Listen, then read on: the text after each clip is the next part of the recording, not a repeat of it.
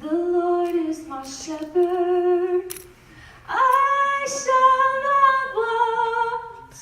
He maketh me to lie down in green pastures. He leadeth me beside the still waters. He restoreth my soul. He leadeth me in the path of righteousness for his name's sake. And yea, though I walk through the valley of the shadow of death, I will fear no evil. Thou preparest the table, a table before me in the presence of my enemies. Thou anointest my head with oil, my cup runneth over. Surely goodness and mercy shall follow me all the days of my life, and I will dwell in the house of the Lord forever. I will dwell in the house of the Lord, and I will dwell in the house of the Lord forever. I will dwell in the house of the Lord.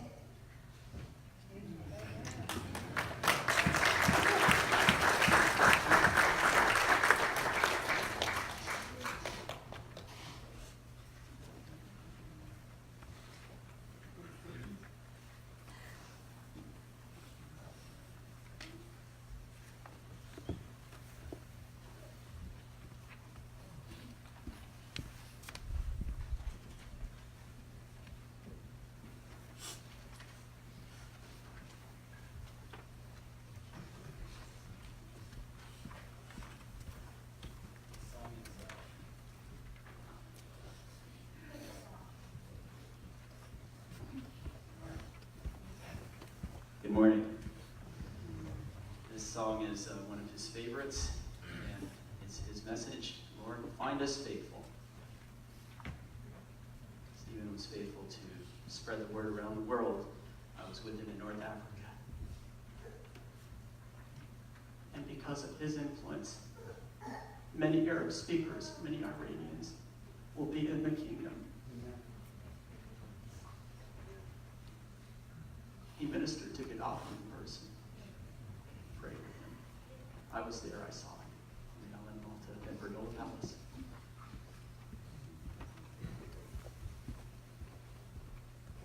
He showed it where Libya was in the Bible. He came as a representative of Christ. The Athletes.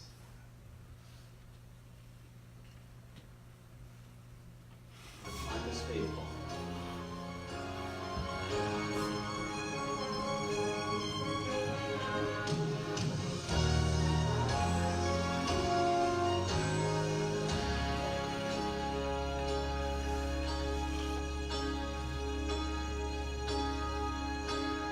pilgrims on the journey of the narrow road. And those who've gone before us line the way, cheering on the faithful, encouraging the weary. Their lives a stirring testament to God's unfailing grace. Surrounded by so great a cloud of witnesses, let us run the race, not only for the prize, but as those who've gone before us, like Michael Forrest, the preacher. Let us lead to those behind us. Stand up with me, Michael. A heritage of faithfulness. This man will preach anywhere. Come over here. Passed on through godly lives. He was the true friend of Stephen. Sing with me, Michael. Oh, may all who come behind us find us faithful. May the fire of our devotion light their way. May the footprints that they lead them to believe. And the lives we live inspire them to obey. Oh, may all who come behind us find us faithful.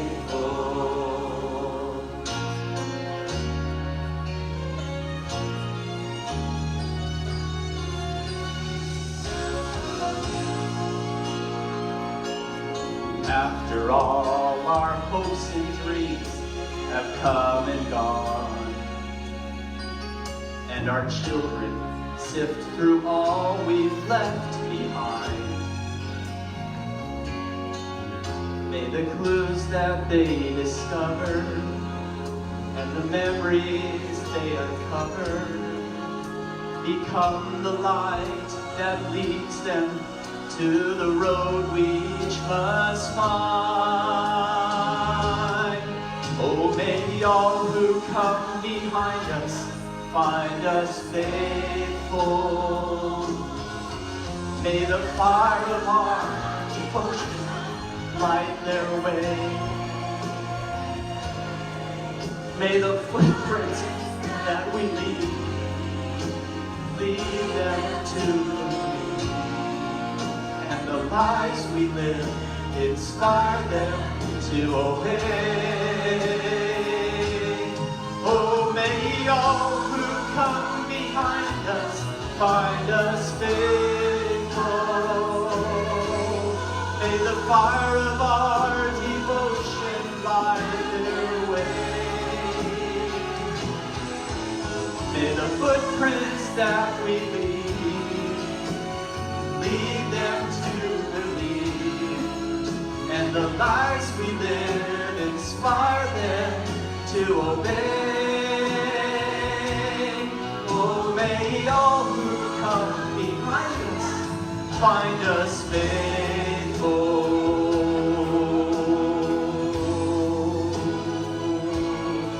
Oh, may all who come behind us find us faithful.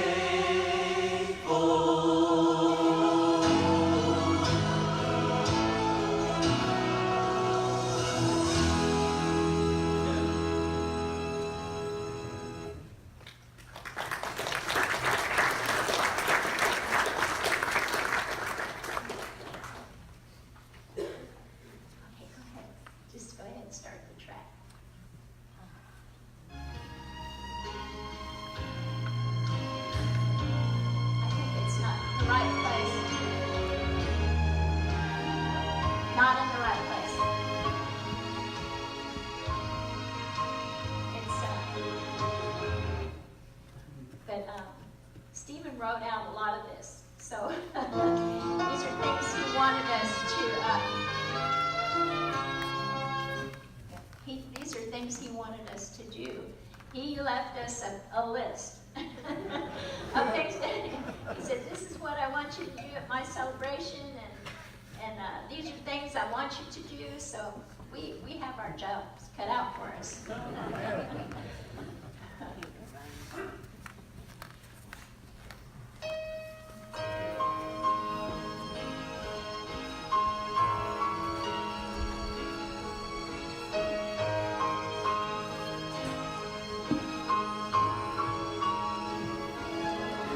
The crowds have lined the narrow streets just to see this man from Galilee. Just a carpenter, some say, leading fools astray. Yet many kneel to give him praise. And in his eyes they glimpse the power that can see the hearts of all men. For he knows his Father's mind, and he speaks his Father's words.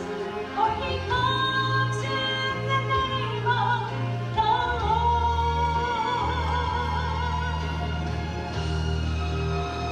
There is strength in the name of the Lord. There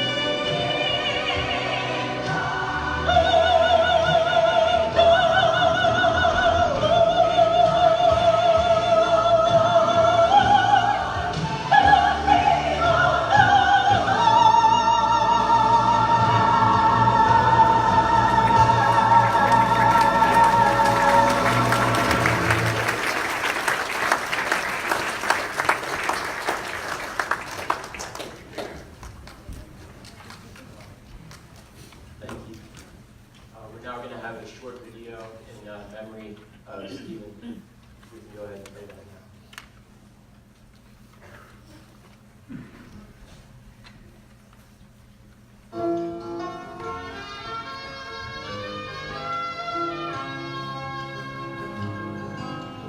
Taking the time to love Him in the morning. Taking the time to love Him always. Taking the time to love Him in the evening. I'm lifting my hands to praise Him all day. And that is why I'm so happy. Yes, that is why I'm so free. And that is how you can know Him. By taking the time to love Him always. Taking the time to love Him in the morning. Taking the time to love Him always. I'm taking the time to love Him in the evening. Lifting my hands to praise Him all the day. And that is why I'm so happy. Yes, that is why I'm so free. And that is how you can know Him. By taking the time to love Him always.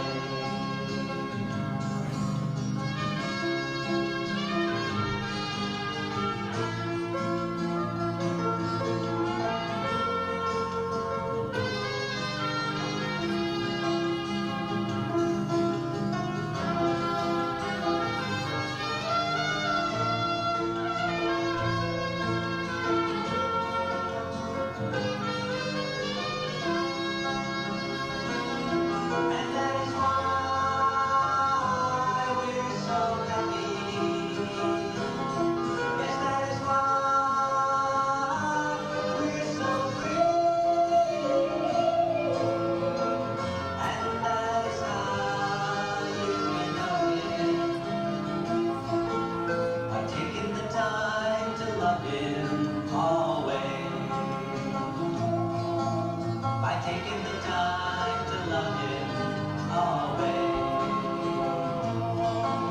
By taking the time to love Him always.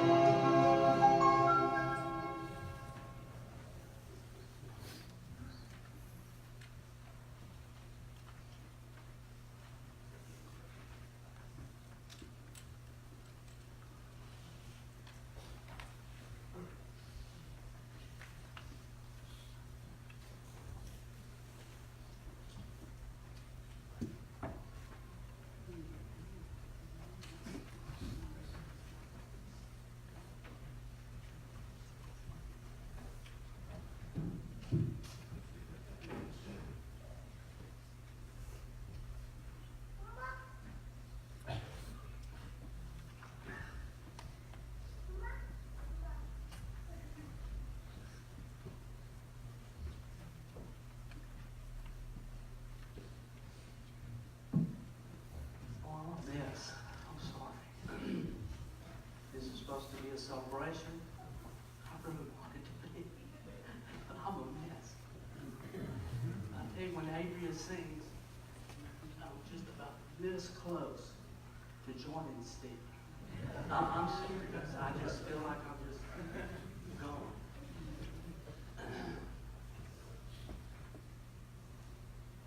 I don't think I can make you do this without falling apart. And the falling apart is not because I know Stephen's with the Lord. Come on. If there ever, he's with the Lord. He's dancing. He's having a good time. He's good. Stephen is good. I'm not. Not because there's any fear or just left me with such a loss in my heart. Stephen, I'm going to read this in a minute, but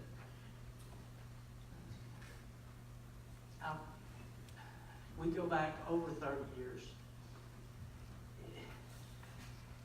I don't think, other than Tom Jones, there's ever been a more influential man in my life. Amen.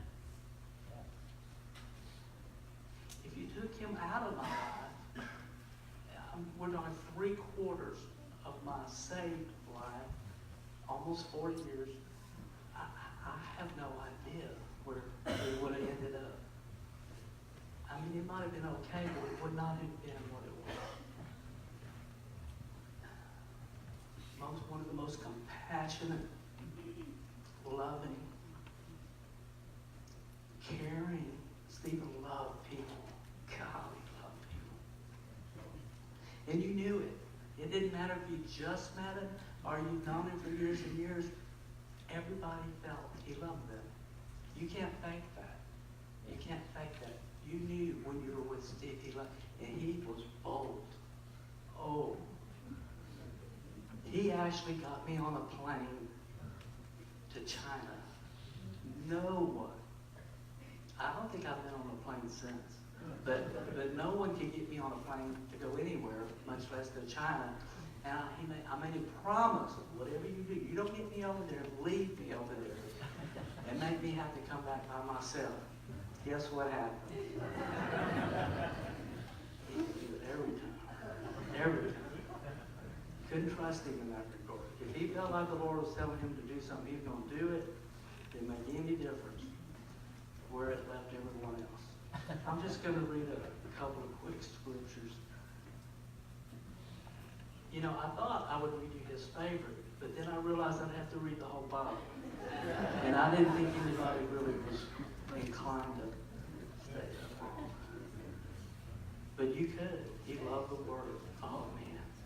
He loved the Word. Psalm 119. How blessed are those whose way is blameless, who walk in the law of the Lord. How blessed are those who observe his testimonies, who seek him with all their heart. They also do no unrighteousness. They walk in his ways. Thou hast ordained thy precepts, that we should keep them diligently. Oh, that my ways may be established, to keep thy statutes. When I shall not be ashamed, when I look upon all thy commandments, I shall give thanks to thee with an uprightness of heart. When I learn thy righteous judgments, I shall keep thy statutes. Do not forsake me utterly. How can a young man keep his way pure? By keeping it according to thy word. With all my heart I have sought thee. Do not let me wander from thy commandments. And this is my favorite, one of his. Thy word I have treasured in my heart, that I may not sin against thee. Blessed art thou, O Lord, teach me thy statutes. With my lips I have told all thy ordinances of thy mouth. I have rejoiced in the way of thy testimonies as much as is in all riches. I will meditate on thy precepts and regard thy ways. I shall delight in thy statutes. I shall not forget thy word. I tell you, Stephen loved the word. He loved the word. When we first met Stephen, and I think Adrian said 1987, I was pastoring a church in Victoria. And one of my associates, we had a 2-story building. He came upstairs and he said, there's this family down there in a big motor home and they want to talk to you. I said, see if you can get rid of them. I'm just telling you what happened. I said, see if you can get rid of them. I was such a jerk. But anyway, he said, I don't think you're going to be able to get rid of them. I said, well, so anyway, that was the beginning. And I think y'all pretty much stayed for a while. I mean, they started the hide. We had a school, and they started doing the Hide the Word in Your Heart up there. And I never met a family like that. Never. I don't remember how many kids we had then. It seemed like a bunch then. It's a bunch more. Now, 7, and now 12. It's a bunch. They were so in love with the Lord. I just never seen anyone like that. I mean, I love the Lord then. I love him a lot more now, but I thought I loved him then until I met them. It was almost like I felt like I needed to get saved again, which I really don't think you can do. But anyway, that's a theological question for another day. They loved him so deeply and so fully. I mean, and it just it planted the desire in you to want to love him and to want to know him. And that's why I said if you took Steve out of the equation of my life, it would just be this huge void. There was a time when I was in, I got into a lot of, some things happened that weren't good. And I lost my way. I never lost my way to heaven, but I lost my way in this life for a minute. And Stephen was right there. He was right there. And I didn't want to talk to him until I was ready to do something about it, because I knew he would be right on me to try to get me to get my feet back on the right path. And until I was ready to do that, I didn't want to talk to him. But as soon as I was ready to do that, that's exactly who I wanted to talk to. They took me right into their home. They nursed me back to health. They helped me get back reestablished. Because that's who they were. That's who Stephen and Adria, and that's who she still is, but that's who he was. I don't think Stephen ever turned anyone away, ever. It didn't make any difference how bad off they were, or how much trouble they were in, or what they had done. Stephen would just point right to the Lord. He'd start playing scriptures. He'd start preaching. He'd start singing. He'd just start filling you and comforting you and telling you that it's going to be okay. And it was. He was right. It really was. I'm going to read this. I looked at it earlier, and I think it's so awesome. It so pretty much tells his story. It says, Stephen Bruce Ferguson passed away peacefully with his loved ones by his side in Houston, Texas on the 20th of November, 2018. He was 68. Stephen is survived by his wife, Virginia. Is that right? Okay. Didn't know that.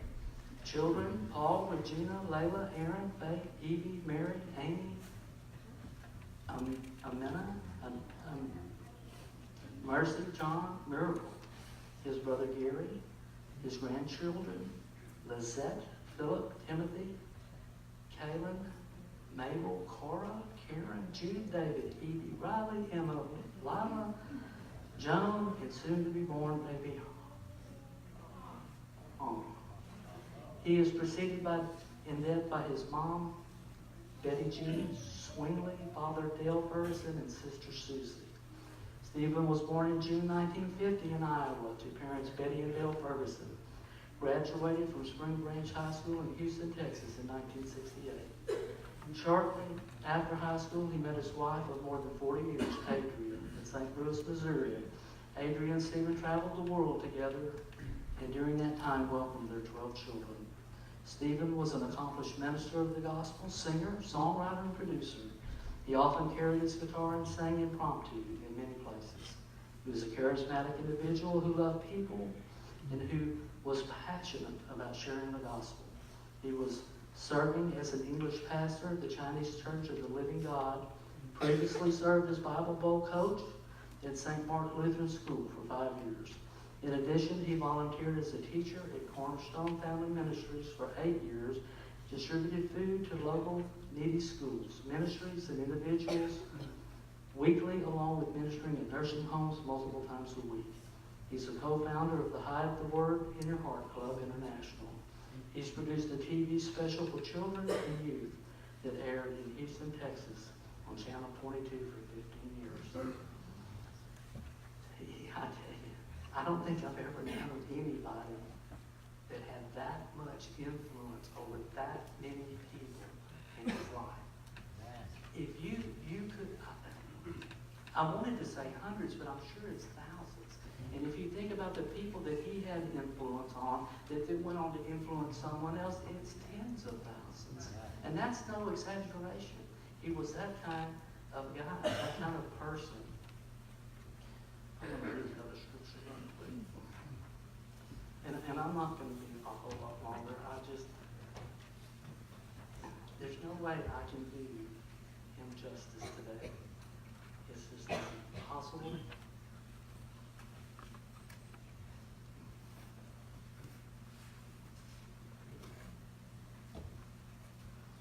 This one is in 2 Timothy 4. I know it's in here. I saw it earlier. It is.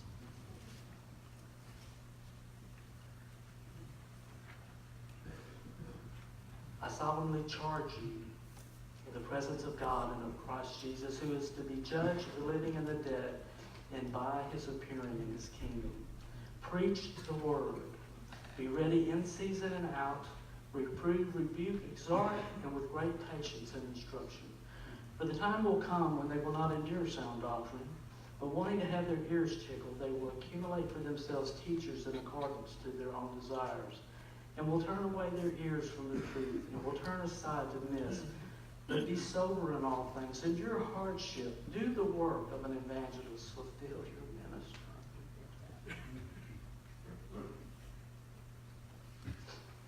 For I am already being poured out as a drink offering, and the time of my departure has come. I've fought the good fight. I've finished the course. I've kept the faith. In the future there is laid up for me the crown of righteousness, which the Lord, the righteous judge, will award to me that day. And not only to me, but also to all who have loved his appearing. Stephen is the fulfillment of this scripture. He really is. I guarantee you, they had to build a whole new wing in heaven to store his rewards. There is no doubt in my mind.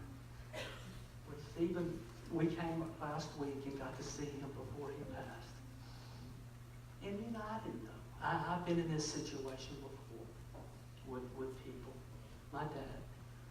And it's like he wasn't, I mean, I knew I wasn't afraid. I just didn't know why he didn't go, because he was like at the door.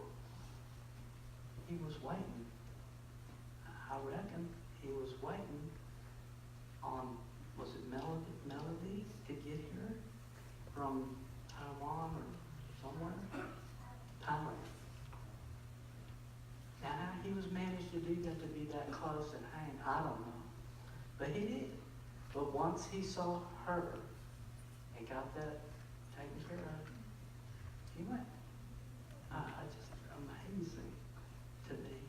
Such an amazing man. One more scripture.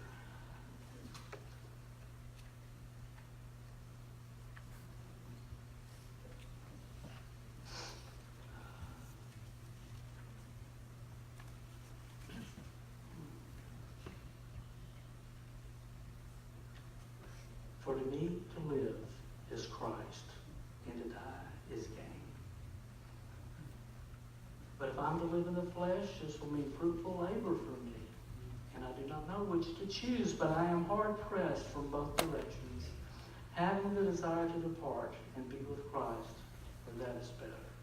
Yet to remain on in the flesh is more necessary for your sake.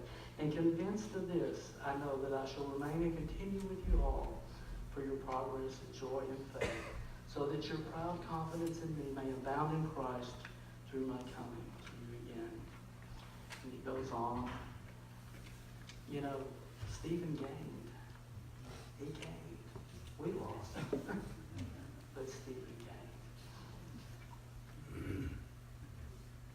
You know, I could stand up here the rest of that afternoon and tell stories about Stephen, but those of you who are probably going to have your own that you can tell.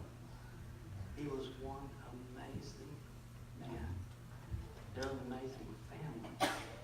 Stephen was the one in the front. And Adri will tell you, most of their travels, she was just going, following him. wherever he went, she said, okay. And just go right on with him. And he wasn't afraid of anything. Anything. One of the boldest, most tenacious men I ever met when it came to preaching the gospel. Love Stephen. It's going to be a great boy in my heart. Love that family. Will always love this family. Special, special, special family. Amen. John.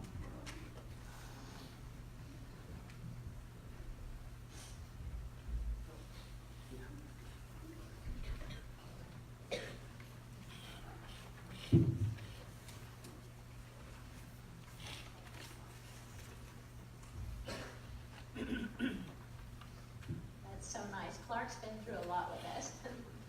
Is Wing Long here? Wing, there you are. Stephen has been preaching at a Chinese church, and so Wing came to represent their church this morning. I want him to share a few words.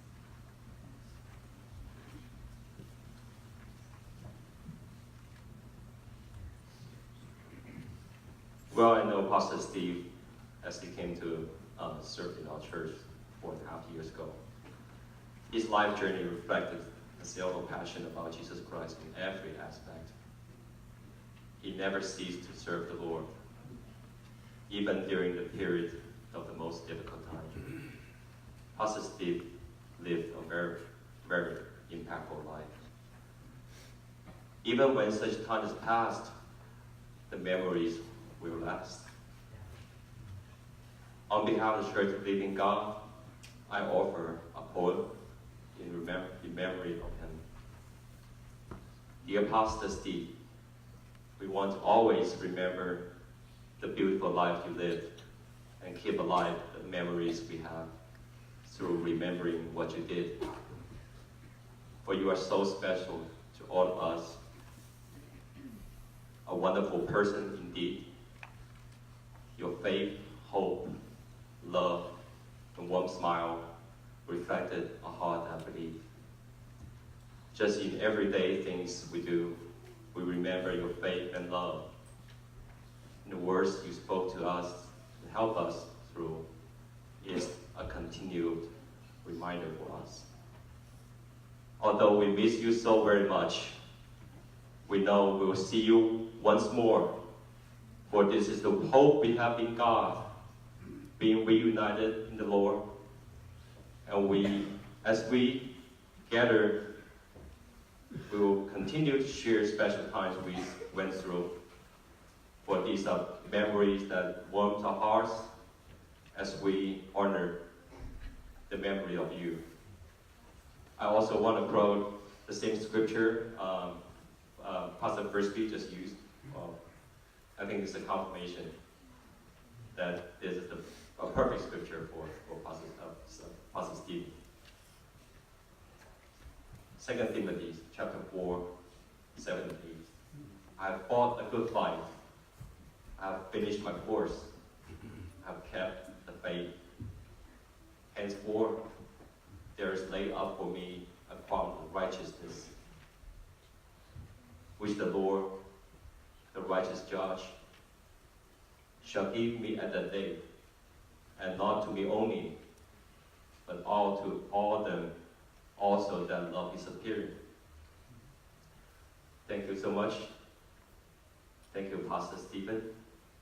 May God continue to bless this family for many, many generations to come.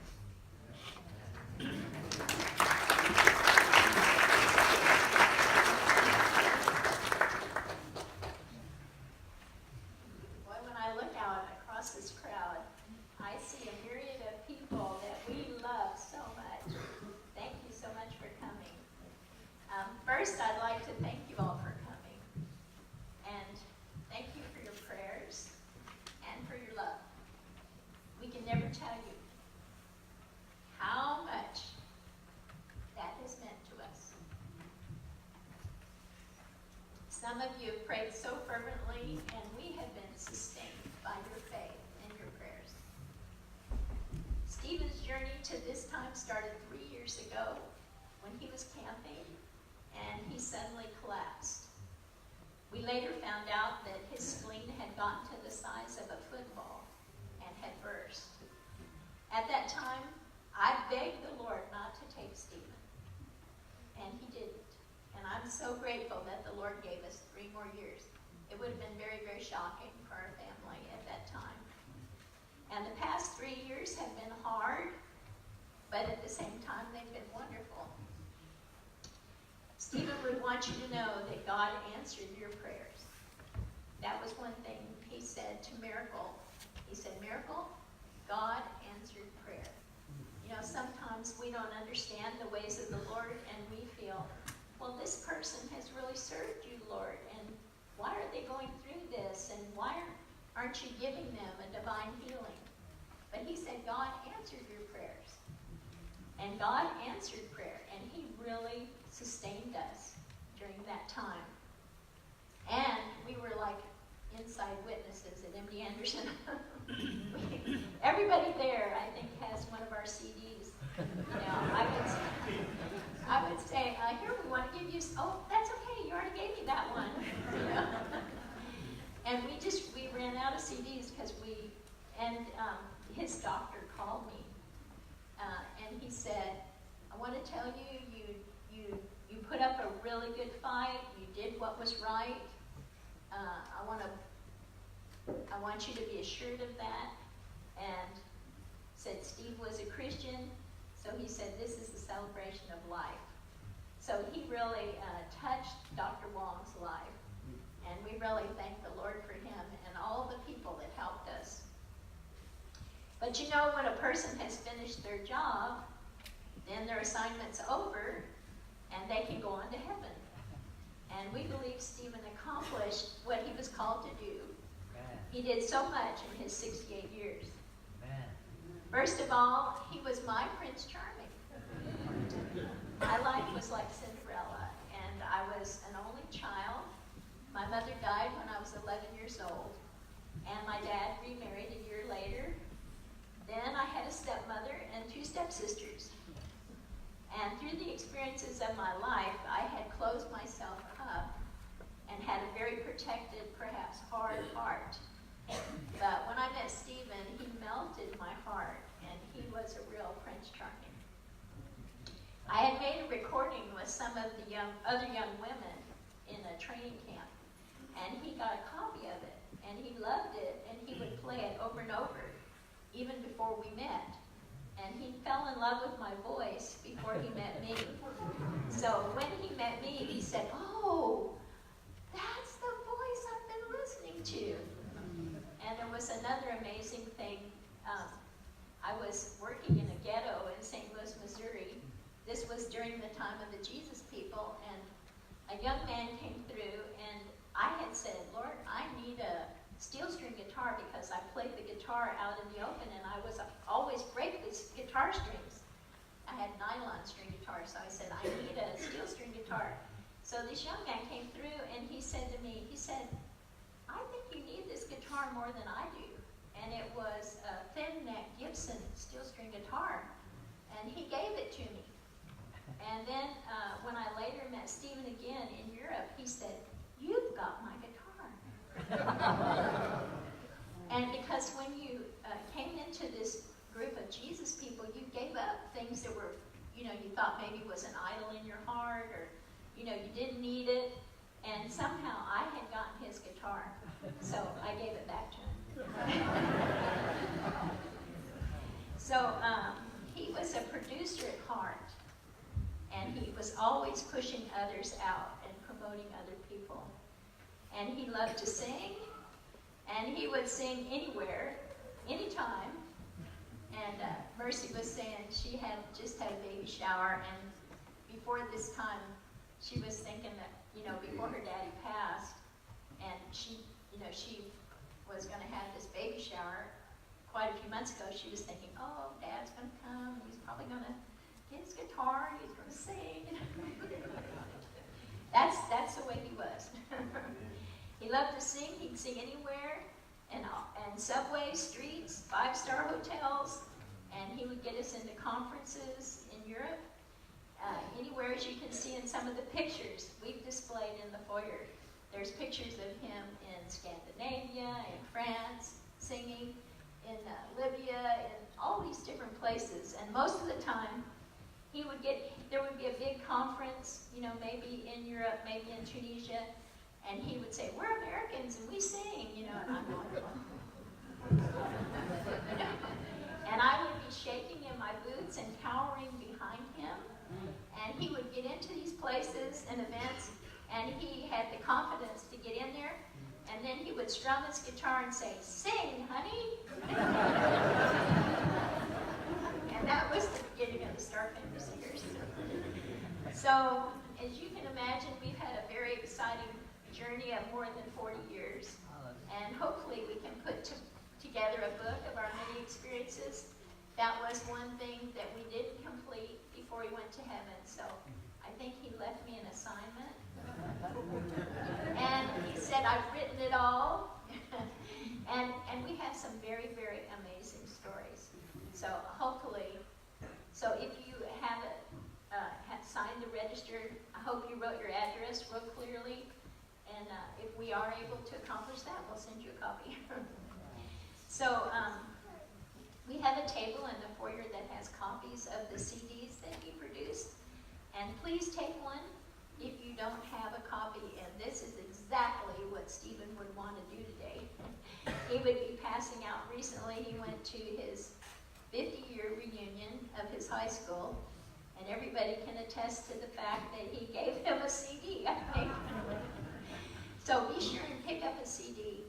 And as well as producing the CDs, he also produced a children's TV program for 15 years with over 120 television programs, which was amazing. And those were all sponsored, and we never paid a penny for airtime or for the production, and that was very much a miracle. And they still air on the internet and DirecTV and on our website, heartclub.com. He was a very compassionate person. And sometimes he couldn't stand to be around sick people because it hurt him so much that they were hurting. And whenever a football or baseball team was playing, he seemed to always take the underdog side. And I've heard stories from his schoolmates how he reached out to them when they were feeling intimidated or in a difficult situation. I don't know if she's here today, but one girl, she was new to the high school, and the teacher handed her the papers to pass out, return the test, and she didn't know anybody in the class, and she was standing up there, just trying to figure it out, and Steve jumped up, grabbed the papers, said, "Give me those papers," and he just started passing them out to everybody, and she remembers that to this day, that he delivered her out of that. She was a shy person. It was a really bad situation. So he loved children, and he welcomed all 12 of our children. He was always happy when we were going to have another child. And not all of our children are here today. Some of them couldn't be here today, but with those that are our children that are here today, would you stand up so people can see?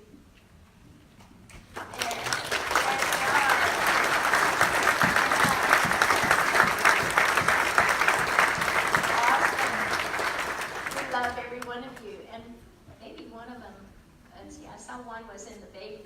Here she comes. There's Evie. Evie's in the back. She's waving her hand. That's Evie's number 6. We would joke around when people came and say, "That's number 11, that's number 12. But they do have a name.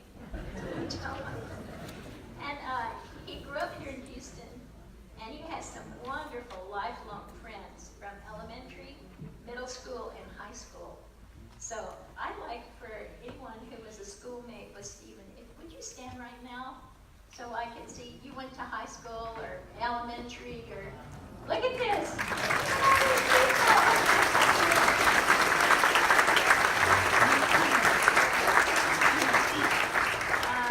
Howard, stand up again.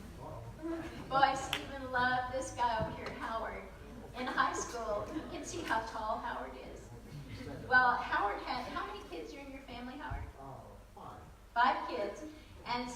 was like a starving kid or something. He would always go to Howard's house to eat. They sat down and ate together. He loved it. And then there would be bullies or someone trying to fight with Steve. And here comes Howard around the corner, and he would protect Steve. And he just loved him so much. Thank you, Howard. He came all the way from New Mexico to be here.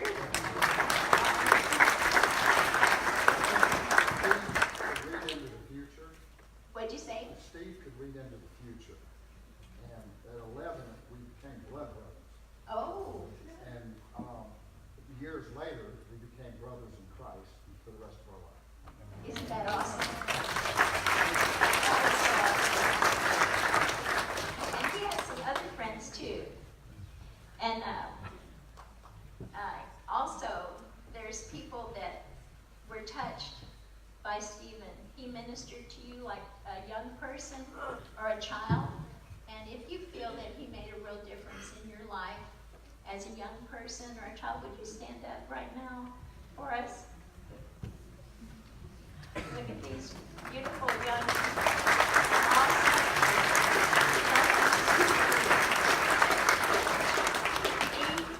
He really loved people, and he had such a way about him that when you, and I think you can all attest to this, when you met him, you just felt like, he thinks I'm great. He really likes me.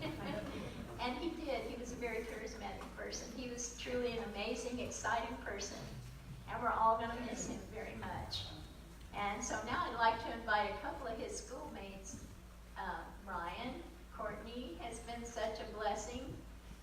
Ryan went to high school with Stephen, and he's known us around Houston a little bit. We moved into that old house that he grew up in. That's where we're living now, and that house was real kind of going down.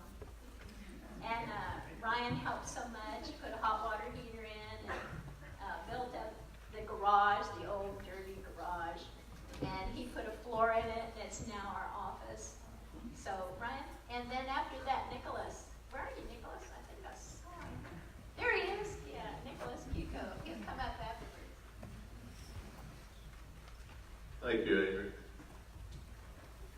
Clark, I agree with you that Steve is in heaven, but what he's doing, I think he's running around looking for a baseball glove and a baseball. Steve had called me a couple different times to come over, and I'd take my glove, and some of the times he didn't feel well enough to throw a ball, but he loved baseball, and he was a good baseball player. We've got two of the guys that, more so, he's looking for a catcher up there, for somebody to catch him. And he would always say, Sam Boone said, yeah, he threw a real heavy ball. So Steve came to me a few months ago, and he said, Boone said I threw a real heavy ball as a pitcher. He said, what does that mean? I said, well, Steve, that means that you probably had a pretty good fastball, maybe 80, but not 90, 95. And he said, oh, I was hoping it would have been about 90 or 95. And I mentioned that to Sam, and Wayne Sebastian's here, and he also caught Steve. And that went all the way back, I guess, to the Gophers Little League team at Schwartz Park. And Gary, were you on that team? Gary? You caught him for 10 years? Out in the front yard?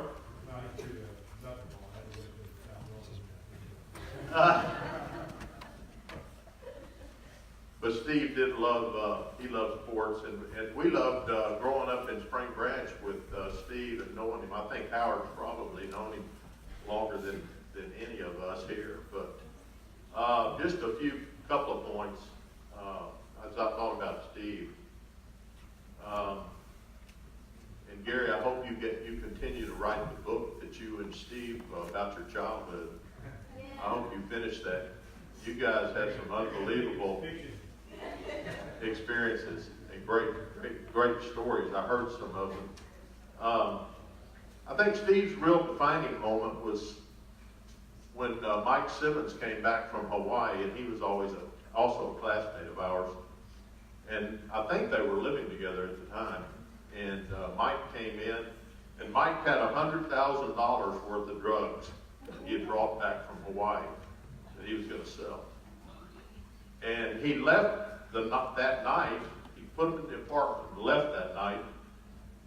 And he went out to hear a Hare Krishna event that was going on.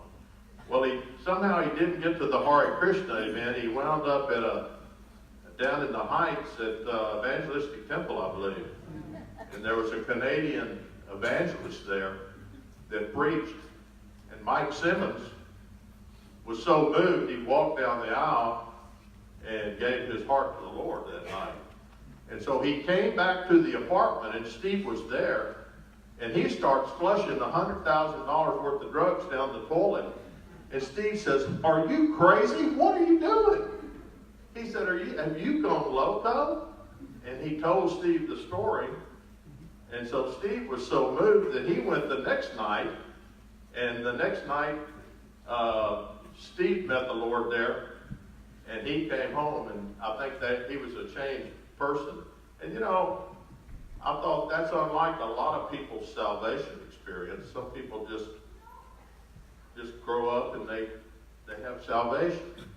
But he took his, and he was the type of guy that he was gonna go out and use it, and he had the talent to sing. He was a great speaker, communicator,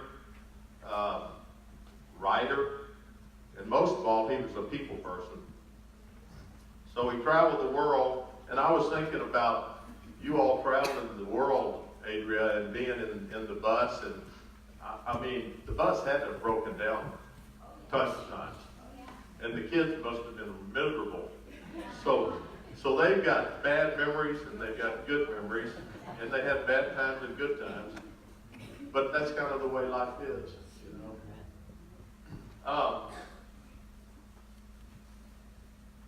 I was trying to kind of just encapsulate, your life and Steve's life, and I thought about what Billy Graham's daughter said right after Billy Graham died, and she said she had asked her dad. She said, "Dad, how do you deal with people that are so bad and so wicked and so have so many problems?" And Billy Graham told her, he said, "You know, I've learned that the Lord wants me just to love people, that I should love people. The Holy Spirit convicts people. And God is the one who judges people. So hopefully we'll learn how to love people and not judge people." Thank you.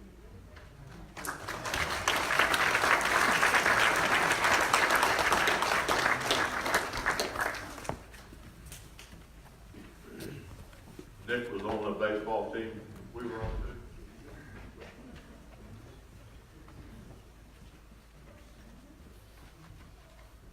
My name is Nicholas Cuco, for those that don't know me. Can you hear me? And I live in San Antonio. Speak up. Oh. I live in San Antonio, and I was born and raised in Houston. And I've known Stephen for about 50 years. We went to high school, as had been alluded to, at Spring Branch, but I didn't meet Stephen in the classroom. I met him on the ball field. I'm going to get through this. But we played ball for a couple of years at Spring Branch High School, and we became friends. And I didn't see Stephen again. You know how we graduate from high school and we part. We rarely see any of our school buddies. But I had one of those rare encounters with inadvertently, unexpected. I pulled into this is a couple of years after high school, I pulled into a little convenience store on the corner of Wirt Road in Westview. And I saw this guy sitting on the front fender of his car. And he had this little goatee, beard, mustache, had a guitar. And I thought, I hope that guy didn't say nothing to me, And I didn't recognize him. I went into the store, and as I came out, we connected with each other. And he said, Kuko. And I said, hey, Fergie, what are you doing? And he said, man, I'm just singing and witnessing for Jesus. And I'm going, this is before Lord in my life. And I'm thinking, wow. I said, I talked to him just for a little bit, and he said, Nicky, do you know Jesus? And, I didn't want to go there. So I just said, sure, man, I got to get going.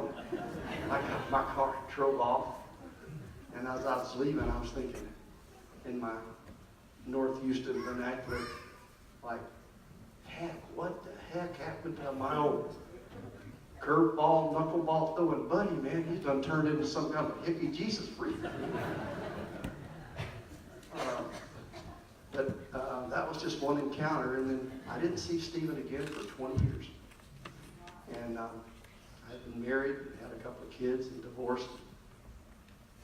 Was engaged. And my now wife, Sharon, and I went to Laredo, Texas. My one and only time to go to Laredo, Texas. And we were there to get some premarital counseling from her pastor cousin. And after the service was over, Sharon gets up, and I knew nobody in this church. Sharon gets up and starts middling around with her cousin and different people she knew, and I'm just standing there in this church like, I knew, and I just come to know the Lord maybe a few weeks earlier. And I'm standing in the back of the church, and Stephen and some children come walking in the back door. And again, we didn't recognize each other at first, because he didn't really see me. But when he walked right by me, I recognized him, and I tapped him and said, hey, Fergie, what are you doing here? And he said, what are you doing here? So another chance encounter 20 years later. And we exchanged information, and I told him that I was engaged and going to be moving from Houston to San Antonio. And I called him, and I hooked up with him and his family, and went out to visit them on several occasions. And I explained to him that I was going to move to San Antonio and get married, and I was in the process of selling my house. And I didn't know exactly where I was going to go or live in the interim. And right away he said, well, come live with us, Nicky. And I'm going, who's us? He said, well, my wife, and there's another couple there, and our children, and you can stay with us until you get married and relocate to San Antonio. So I did that. I moved in with the Star family.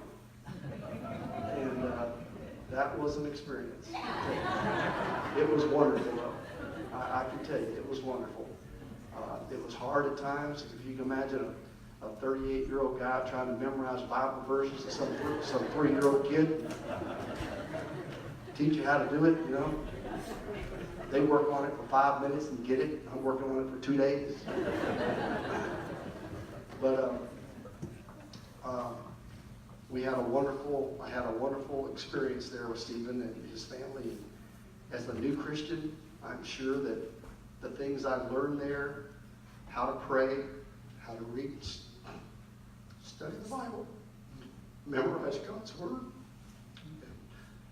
it just set a real foundation in my life that I think, as Pastor Clark and Courtney and others had alluded to, it's changed my life, changed the destiny of not only my life, but my family. Stephen and Adrian went on to, Stephen was my best man at my wedding. Adrian sang at our wedding. All the kids in the family came, and they were the entertainment at the reunion, what do you call it? Reception. And that was quite a witness, but a wonderful time. And we kept in touch all these years.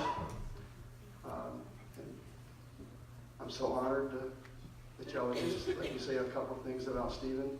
I know one of the things that he taught me inadvertently, and I'll tell this little story, was soon after we had gotten reconnected, I had shared with him that I'd gotten a letter from the IRS, and I was going to be audited.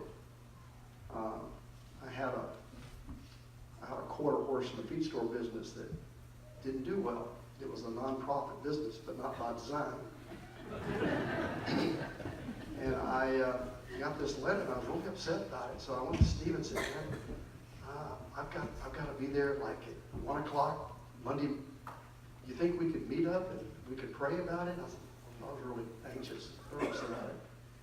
And he said, "Sure, come over to the little Baptist church over on Bingle Road." He says, "We minister there on Sundays, and come after church and eat with us, and then we'll pray for you. We'll talk about it, we'll pray for you." Well, I got there, and the church service was over, and they had already finished eating, and Stephen was loading up his red van with some of the kids, and I was so like, man, I'm expecting this great man of God to say this powerful prayer for me before I meet with the IRS. And Stephen called some of the kids over. We're holding hands in the parking lot. And I'm just going like, oh yeah, you know. And Stephen says, "Aaron, pray for Nikki." Aaron was about 7 years old at the time. And he says, "Dear Lord, bless Nikki and help him with those people. Show him favor. In Jesus' name, amen." And I'm like, still holding hands and open one eye. Is that it? That's all I'm going to get. But Steve showed me that through that, I'll tell you, I did have that meeting with the IRS, and it couldn't have gone any better. Exactly what little Aaron had prayed. That it showed me so much favor. He and I just kicked it off from the minute I walked in his office. And it turned out that at the end of all the figuring, I owed him $43. So I asked him, I said, "So I got to give you a check for $43? He said, "No. When it's under $50, we call it a wash." And I thought, "A wash? That's good. I'll take a wash." And Stephen showed me that in that planned or unplanned, that we don't need the prayers of a Billy Graham or some renowned speaker. The faithful prayer of a child. A childlike's faith is really powerful. And, I guess in closing, I just want to say I'm so honored that I was able to spend all these years with Stephen and his family. Every one of them, I love them. My family does. My daughter, Candy, is here today. And she also drove from San Antonio. And we are one of the folks that Pastor Clark talked about, or one of the many folks that he talked about, whose life's been changed, whose destiny's been altered through the Lord, but because of Steve, his family, and his ministry. Thank you.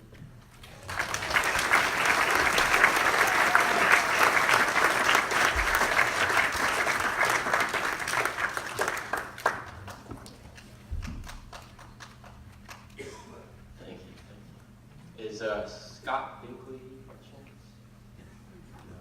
Okay. Well, is there anyone else who has anything on their heart that they would like to share? Oh, there he is.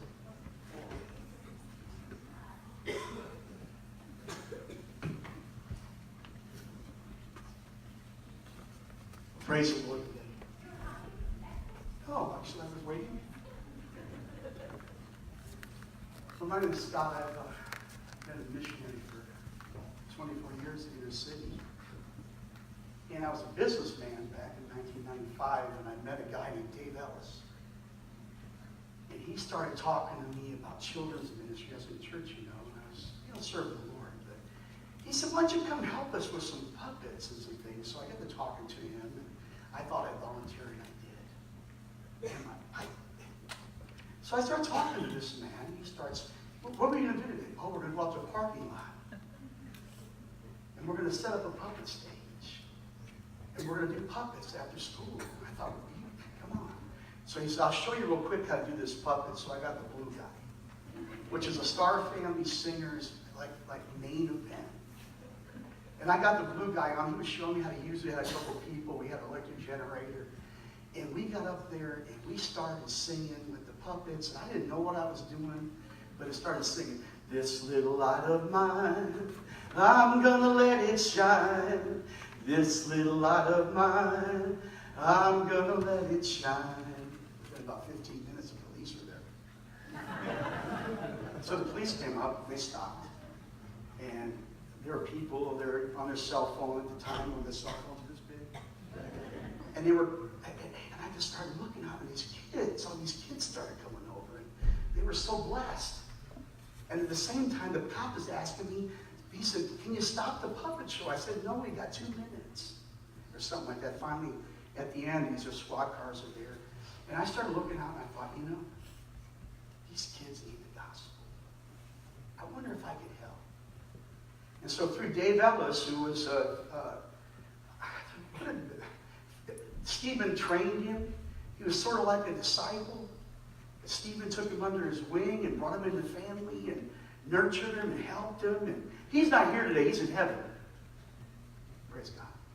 And so I met Stephen through Dave, and they started talking about the faith life, which to me at the time didn't make sense.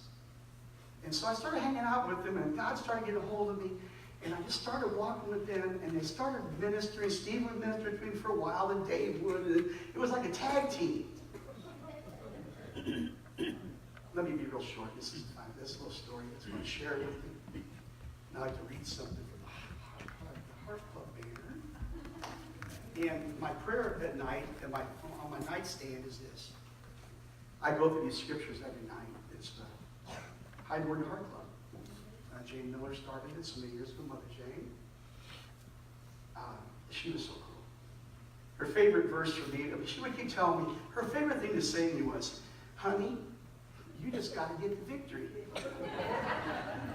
Is anybody familiar with her? Honey, you got to get the victory. So anyway, I was in the backyard of this ministry. I quit my job. I quit a really good job. I left it all behind. I didn't know what I was doing. My boss asked me if I was crazy. He said, what are you going to do? I said, I'm going to leave this here, making like $7,000 or $8,000 a month at the time. And I just said, no, this is not worth it. I'm going to go do this. And because I met these people that I really believe know Jesus and know him well. I was scared. I didn't know what to do. I walked in the office. I resigned my job. I left it behind. A couple weeks later, I'm standing with Dave in the backyard of the ministry. We had a little ministry over there. We're still there, by the way, tens of thousands of kids later. Gospel spread throughout the inner city of Houston and beyond. Dave says, hey, Scott, come over here. I said, what? He said, why don't you, we need some material for this building over here. I said, okay. He said, what do you need? So he walks around, he's writing things down, he's writing things down, he's writing things down. He gives me the list. I said, oh, that's a lot of stuff. He goes, now, I want you to go pick this up for me. Let's just go get it for the Lord. I said, okay. So I'm standing there. I was waiting for the check. I said, you have some money? No. Do you have a check? No. What do you need? He goes, here's what I want you to do. I want you to get in the van. I want you to start praying. Because this is how I learned it from Stephen. See, I think the Star Family, I think you're getting where I'm going with this. So he said, take this van, go on the highway and start praying. I said, man, I don't know what I've gotten myself into. Maybe I ought to quit right now. I had all kinds of weird thoughts going on. Finally, I was praying. I turned over. I saw this lumber yard, and I pulled over. I walked in. I said, is the manager here? And they said, yeah, he'll be out in a minute. And I just said, I'm going to tell this guy. So he comes out, and I put this list down. I said, you know what? I said, sir, will you donate this material to us today? It's a ministry for children. He smiled at me. He looks at me kind of funny. And he goes in the back. He doesn't come out. About 15, 20 minutes past. He finally comes out, and he said, you're not going to believe this, but what you've written down here on this list is an order that we pulled 3 hours ago for the same material, but the guy that purchased it never came back. And we can't locate him, and we don't want to put it back on the shelf. So we want to donate this to your ministry. Take it. I'm like, come on. I said, Lord, is this true? Is this great? Is this right? This is wonderful. And for the next 24 years, Dave helped me for the first 6 or 7, and he passed away. He went to heaven. And then Stephen jumped back in the ring and started working with me for the rest of the time. But we had such a wonderful time. Steve and I used to hang out together at the house. You know a real friend is when he'll tell you something's wrong in your life, on one hand. On the other hand, he's tremendous encouragement on the other. And the Spirit was working through him to help me. And I can tell you right now, I would have never made it without this kind of influence in my life, without the love of God coming through you guys. I can never repay that. The only thing I can do is continue in the Spirit with you. Because that's the best place in the world. I was struggling not too long ago writing a newsletter of our own. We have a thing called the Good Report, which David Ellis authored. And I picked up after his death. I just got tired of it, but one day the phone rang, and Stephen was on. He goes, I've just been reading your newsletter. I've been reading every word of it. He goes, whatever you do, don't stop this. This is the absolute most wonderful thing that you can do with your life. And so through that encouragement, God has propelled us together and other people citywide to reach literally tens of thousands of kids and adults in the worst, hopeless places of our city. And it's because somebody yielded himself to Christ, and it was Stephen. He just said, here I am, use me. And he told me time and time again, this is a little mess. Life is messy. Stephen struggled, and yet I struggled. Yet I can see the anointing and the power of God work through people who are broken. And it gave me great hope that this man who's doing these wonders for God is like me. He's broken and he's struggling, and yet the anointing is strong. And yet God is using him. And yet God's doing this. And God did that. And I look to the cross and I say, this is what he had for me. So in the Red Book, there's a scripture. It says, rejoice forevermore. Pray without ceasing.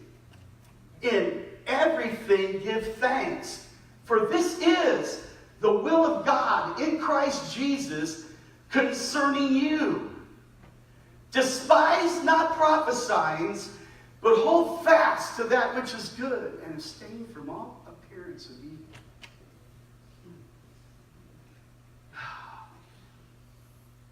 So, I want to ask you a question today. Every life teaches a lesson. Every life has something to share. As you leave here today, I want you to think about this. What did you learn from Stephen Ferguson's glorious life? What can you take and hold fast to and despise, not the vessel that was used by God, and to look into his life? And if you do, you're only going to find Jesus, because that's who he is.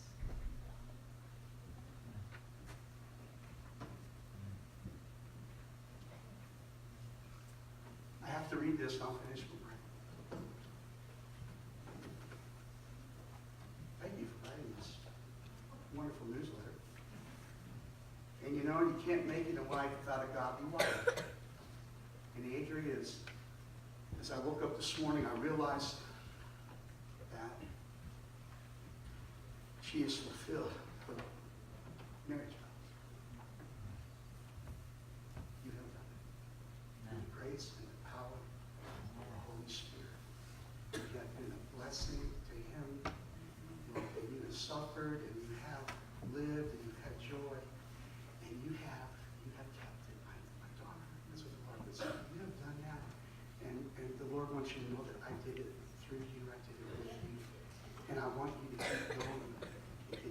on your glorious way. Let me read this. I want to leave you with this. You know, you're getting old, you can't see stuff.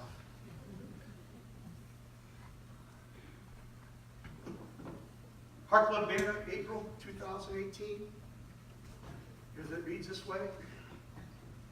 It says, greetings to all of our sweet, faithful friends that have prayed for us and supporting us. We want to give you some news and send our love and appreciation. The journey that started in October 2015 has been a great test of our faith and an opportunity to draw close to the Lord and an opportunity to witness. This has been our ministry to 3 different hospitals. We have been privileged to be guests of dozens of doctors and scores of nurses and patients. Once in their care, it's hard for you to get out of their hair. We just let our little light shine and watch the Lord work. We have been amazed how many underground Christians have surfaced.